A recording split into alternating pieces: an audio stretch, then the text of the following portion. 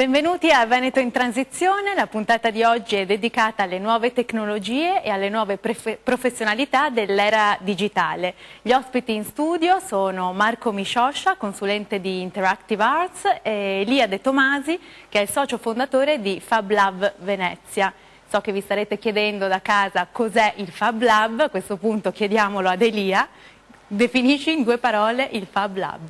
Sì, il Fab Lab è un laboratorio di fabbricazione digitale aperto a tutti dove si adoperano delle macchine a controllo numerico e dei software facilmente accessibili e consentono a un vasto pubblico di poter sviluppare prototipi e prodotti delle loro idee. Marco, hai già collaborato con il Fab Lab? No, non ho mai collaborato, però conosco il mondo del Fab Lab perché sono stato studente di un master i cui moduli, appunto di design parametrico, lo sbocco principale è collegato al mondo dei makers e quindi il mondo del Fab Lab. Ecco, ma prima di addentrarci nell'affascinante mondo del Fab Lab e dell'Interactive Arts, guardiamo un servizio sull'agenda digitale del Veneto. 420 laureandi veneti, scelti dal mondo delle 4 nostre università, andranno in impresa veneta, nelle nostre piccole e medie imprese venete, a creare la cultura del digitale. Un Veneto digitale ha un risparmio complessivo che non va in piccole cifre, ma va in doppie cifre. Cioè noi potremmo, se pensiamo solo al mondo della sanità, al mondo delle prestazioni sanitarie, delle prenotazioni, dei servizi, delle informazioni. Se tutto questo fosse basato su una rete fortissimamente digitale, tutta integrata, tutta collegata, i benefici che potremmo avere. Da casa tu puoi accedere sia all'informazione che al servizio, cosa che oggi invece molte volte non è così. Siamo come altri indietro. Dobbiamo recuperare, ma questa tagliola del 2020 per noi è un dato sul quale una linea del post dice dobbiamo assolutamente nel 2020 essere europei. Siamo con il professor Sacco della Facoltà di Economia dell'Università Bocconi che ci spiegherà lo stato di attuazione dell'agenda digitale regionale. Allora, in Veneto si è fatto molto negli ultimi 4 anni e ancora c'è molto da fare. Soprattutto si è investito nella connettività, in quello che è l'accesso. È il punto in cui il Veneto era più carente e in cui negli anni si erano più difficoltà. Adesso c'è una serie di iniziative che pare sia stata molto apprezzata dalle imprese, quello che la nostra ricerca mostra, che invece va a focalizzare sulle competenze. Mettendo insieme un accesso migliore, migliori competenze, si può avere un approccio più organico e soprattutto più proficuo per quello che è il tema del digitale, in cui il Veneto può, soprattutto per la sua proiezione verso i mercati internazionali, giocarsi una carta molto importante per il suo futuro. La rete, ossia il mondo digitale, sta rivoluzionando le nostre vite, ma nella pubblica amministrazione quali sono i vantaggi per i piccoli comuni?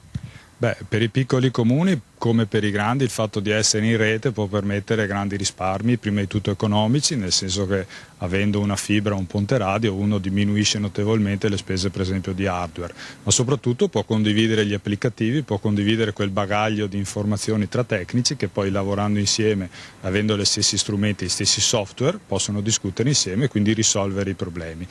Allora, abbiamo visto come il mondo digitale può aiutare la pubblica amministrazione, invece nel campo delle microimprese, per esempio, e del mondo del lavoro, quali sono le opportunità che offre? Sì, allora la nostra esperienza ci dimostra che investire nelle nuove tecnologie, noi l'abbiamo fatto nel cloud computing, che è un modello di elaborazione che consente alle imprese di accedere ai software e alle applicazioni aziendali ovunque si trovino senza doversi occupare della gestione appunto dei sistemi, rappresenta una grande occasione soprattutto per le microimprese che nel Veneto hanno colto questa opportunità e stanno dimostrando una grande attenzione all'innovazione tecnologica del cloud computing. Quindi sicuramente per il mondo del lavoro e per le microimprese investire nel digitale oggi rappresenta un elemento di differenziazione.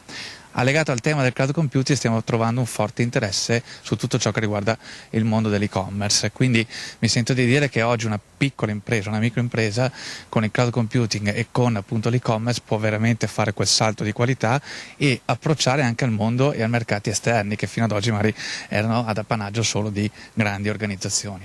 Beh, si sta parlando di una vera e propria rivoluzione, addirittura di una terza rivoluzione industriale, Elia.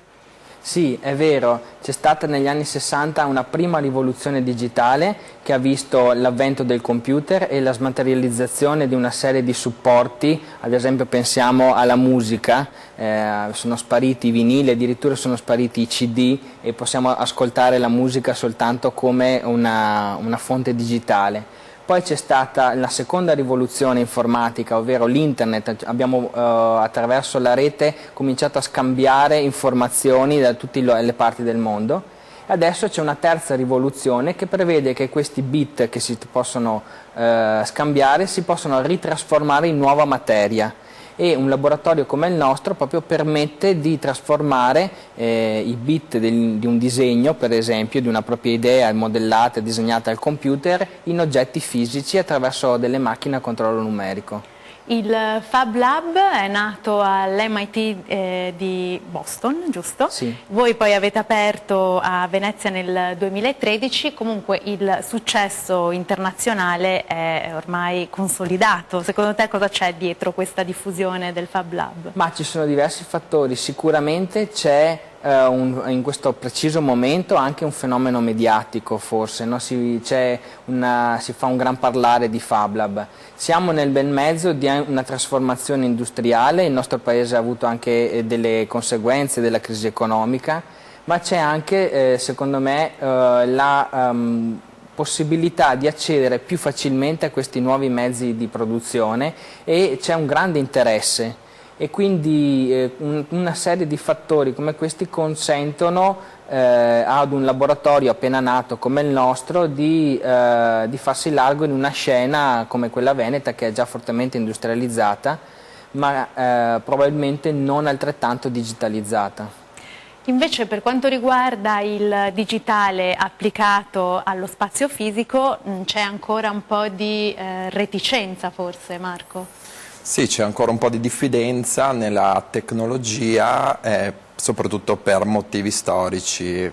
Con l'ingresso nel mercato alcuni anni fa di un celebre smartphone, tutti credevano che si potesse fare tutto con la tecnologia e smaterializzarsi, e quindi c'era una grandissima fiducia. Tuttavia, post-crisi e durante la crisi le persone sono un po' ritornate ai media tradizionali ed è stato difficile reinserire delle tecnologie di questo tipo, che tuttavia sono molto interessanti e aprono moltissimo le porte sia dal punto di vista artistico che in ambito business. Tu tra l'altro hai frequentato un master di Interactive Arts a Venezia, quali sono appunto gli sbocchi professionali che offre questo master? Gli sbocchi professionali, appunto, le possibilità che si hanno sono appunto lavorare in ambito artistico, in ambito teatrale, quindi costruire delle scenografie, lavorare in ambito danza, oppure lavorare come creative coder, che sarebbero una nuova generazione di programmatori che utilizzano dei sistemi, dei linguaggi, dei codici più flessibili, più facili, più immediati, per cui non serve più fare anni di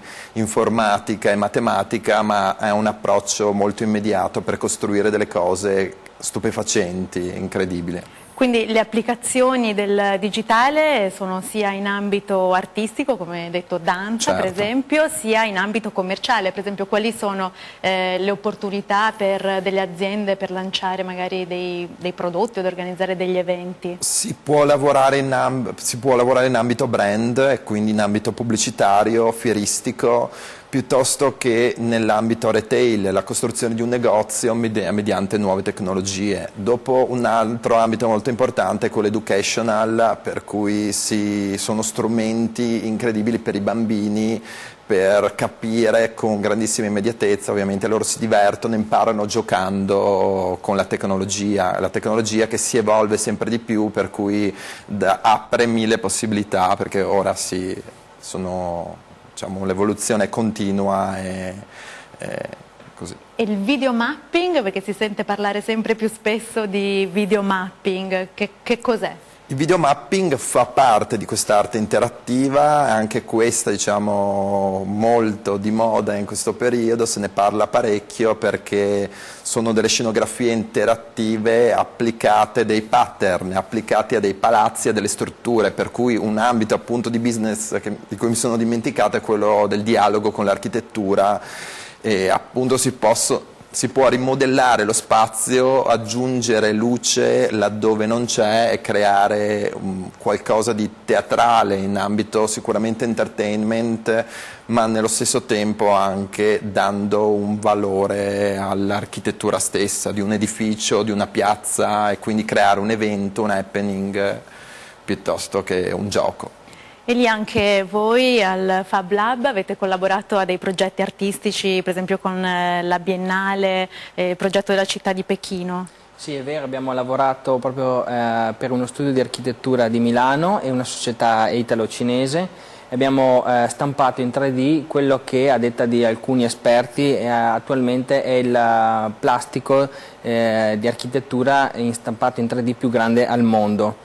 Consisteva in una sezione della città di Pechino ripetuta in 5 volte, in 5 epoche diverse, ed era molto interessante vedere come le differenti epoche si passava da un'architettura della Pechino rurale ad un'architettura invece contemporanea, fatta di grandi grattacieli, di palazzi, quindi questo salto di scala nel tempo dava un effetto veramente chiaro ed immediato di quello che era il progresso tecnologico che la Cina sta facendo.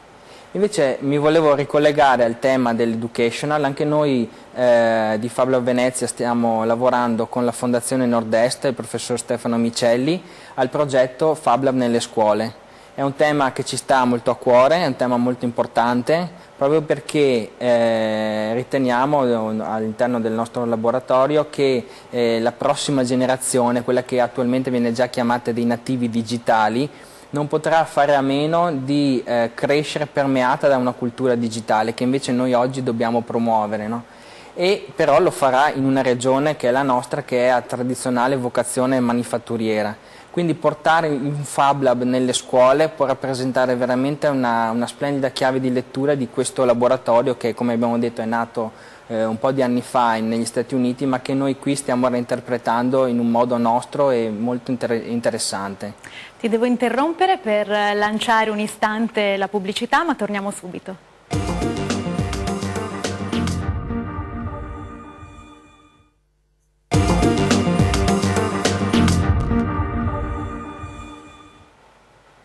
Bentornati, stiamo parlando di Fab Lab e Interactive Arts e Lia ci stavi appunto spiegando il vantaggio di avere un laboratorio di Fab Lab nel territorio veneto, che ha una vocazione spiccata di artigiani e quindi anche a loro offre dei vantaggi. Quali sono? Sicuramente noi facciamo essenzialmente 3 cose per gli artigiani e le piccole e medie imprese.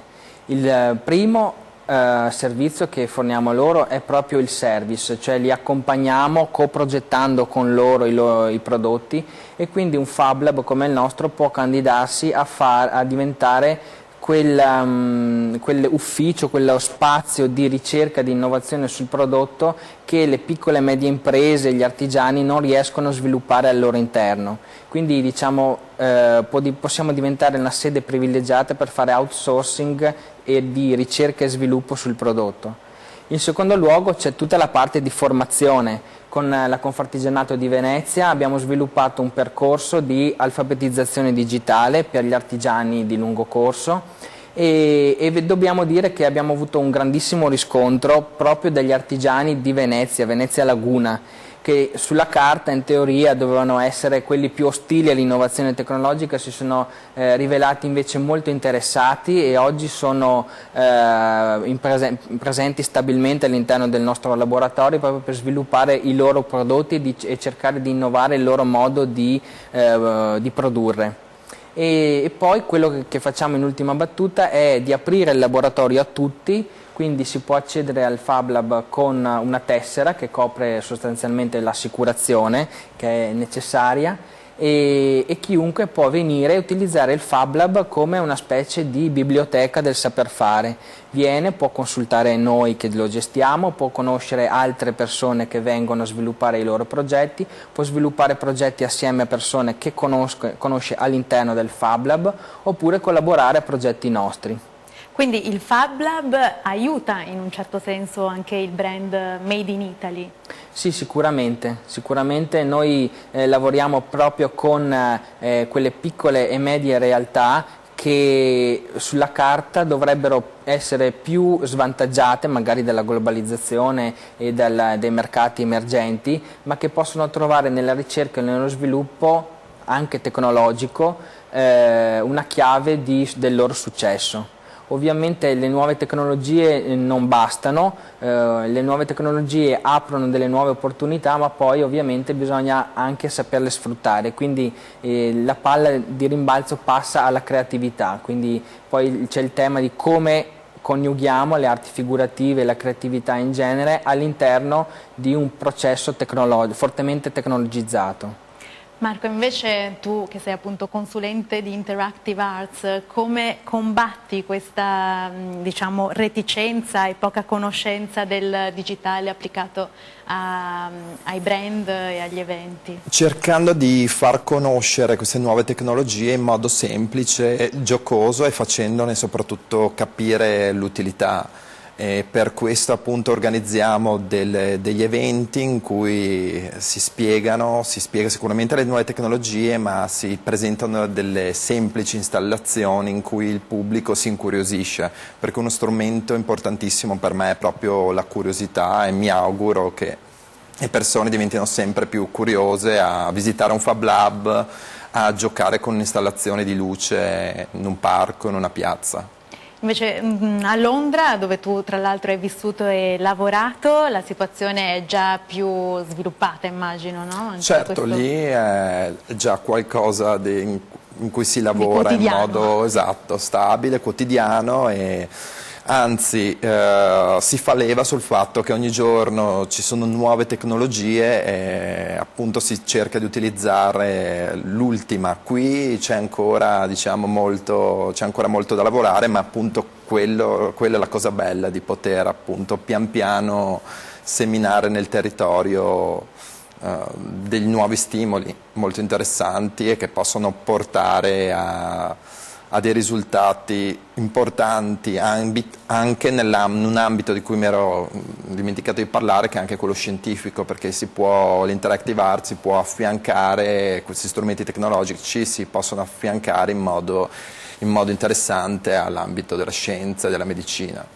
Ma i clienti appunto a cui ti rivolgi, che profilo hanno? Il cliente di solito può essere appunto il direttore marketing piuttosto che il creativo di un'agenzia che ha bisogno di fare qualcosa di nuovo, qualcosa di innovativo, qualcosa di diverso per una fiera o per un evento.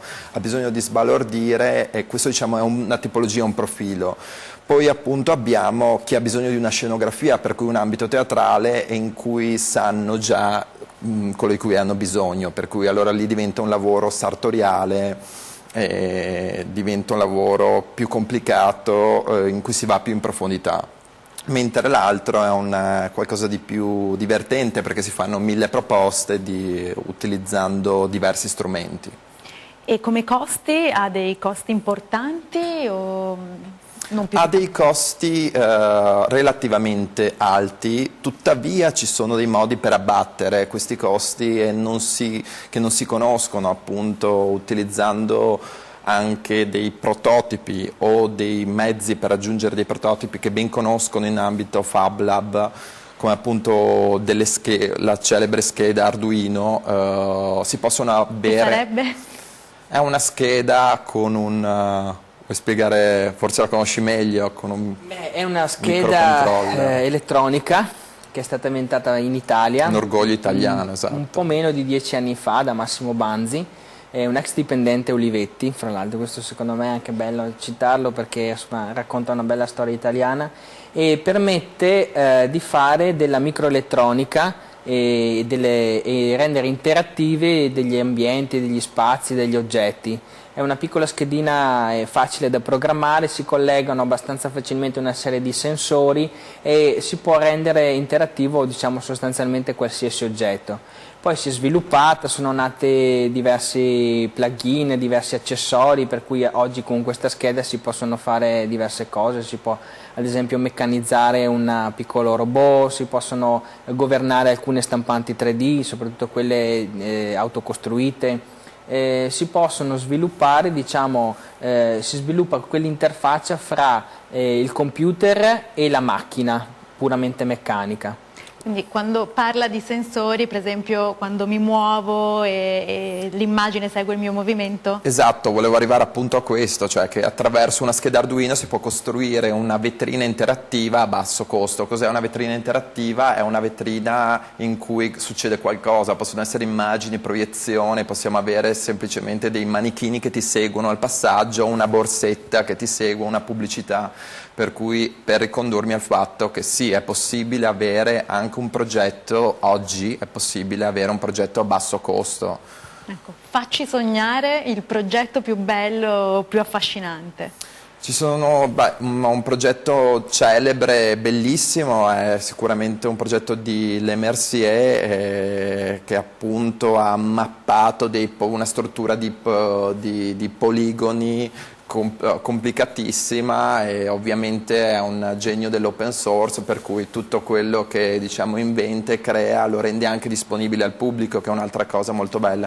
E, diciamo, non è incredibile dal punto di vista di grandezza quanto di impatto visivo. Ovviamente sono spazi immersivi, per cui bisogna esserci dentro, giocare, capire, essere immersi nella luce per poter apprezzare, ma sicuramente è qualcosa che consiglio a tutti di provare, diciamo. I progetti che ti divertono di più? Progetti, mi piace lavorare con la danza, sperimentare il movimento, controllare il suono col movimento, è qualcosa che stavamo facendo durante il master, e c'è ancora molto da fare, anche se ovviamente la danza tradizionale ha qualche perplessità a far entrare a relazionarsi con l'interactive art, tuttavia giorno dopo giorno si fanno dei passi in avanti, e le due cose, grazie a Mercer Cunningham e Cage, abbiamo stati, diciamo, cambiati i paradigmi della danza tradizionale, per cui la tecnologia è benvenuta all'interno di essa. Quindi vediamo queste scenografie. Sì, esatto, ora il ballerino si muove e trasforma lo spazio, cambia la scenografia, muove la luce, cambia il suono, riesce a influire nell'ambiente in base ai suoi movimenti, alla sua posizione, può essere anche, non so, anche la sua respirazione, qualsiasi anche dato relativo al dato biologico del corpo umano può essere trasformato in qualcosa di visivo. E state lavorando a qualche progetto in vista dell'Expo? Sì, sull'Expo stiamo facendo diverse cose, e come sapete una parte dell'Expo sarà anche a Venezia, e quindi c'è sicuramente di interessante la trasformazione di una parte del Parco Scientifico Tecnologico Vega, che ci vede coinvolti con un progetto di fabbricazione digitale sperimentale, sul quale la Regione Veneto ha anche investito un po' di denaro pubblico con un bando. E poi svilupperemo invece nel corso dell'estate una scuola estiva a Sant'Erasmo, assieme a un gruppo di altre persone, sempre uno studio di architettura di Milano, e poi parallelamente al progetti Expo stiamo portando avanti tutta una serie di iniziative all'interno del laboratorio che nasceranno parallele a questo periodo particolare e poi si svilupperanno anche nel corso dell'autunno, di stampa 3D per esempio di ceramica. Stiamo sviluppando un centro di arrampicata a Spinea in provincia di Venezia, e quello sarà totalmente fabbricato in modo digitale. È una struttura innovativa che abbiamo concepito l'anno scorso attraverso l'uso di Grasshopper, che è un plugin per Rhinoceros, una cosa un po' difficile, ma sostanzialmente permette di disegnare attraverso la programmazione. Okay, non si disegna più con il computer disegnando le singole linee di un oggetto, ma c'è un algoritmo e io posso cambiare dei determinati valori di questo algoritmo e il mio modello si aggiorna automaticamente. C'è un tavolo che abbiamo realizzato un anno fa, almeno il primo prototipo, e abbiamo completato la seconda fase di prototipi a novembre dell'anno scorso ed è stato proprio concepito in questo modo. Questo algoritmo permette di cambiare una serie di parametri per cui lo stesso tavolo può essere più alto, più basso, con più gambe, con meno gambe, può diventare un tavolino da salotto, un tavolo da scrivania, un tavolo da cucina. E ovviamente il vantaggio qual è? Che le macchine a controllo numerico lo possono produrre ogni volta differente, semplicemente modificando pochi parametri del computer, e le due macchine, le due fasi sono collegate fra di loro proprio perché si tratta di macchine a controllo numerico, e quindi si può avere un processo di produzione che è stabile. Ho un modello e ho una macchina che mi fabbrica quel modello, però avere un'infinità di varianti. Di opzioni, certo. Questa viene chiamata in inglese mass customization, diremo personalizzazione di massa, per cui ognuno può arrivare, scegliere il proprio tavolo al computer e la macchina lo fabbrica praticamente identico a come lo si vuole. Bene, io ringrazio i nostri ospiti, Marco Miscioscia e Elia De Tomasi. Sicuramente abbiamo imparato qualcosa di nuovo oggi e vi do appuntamento alla prossima puntata di Veneto in Transizione.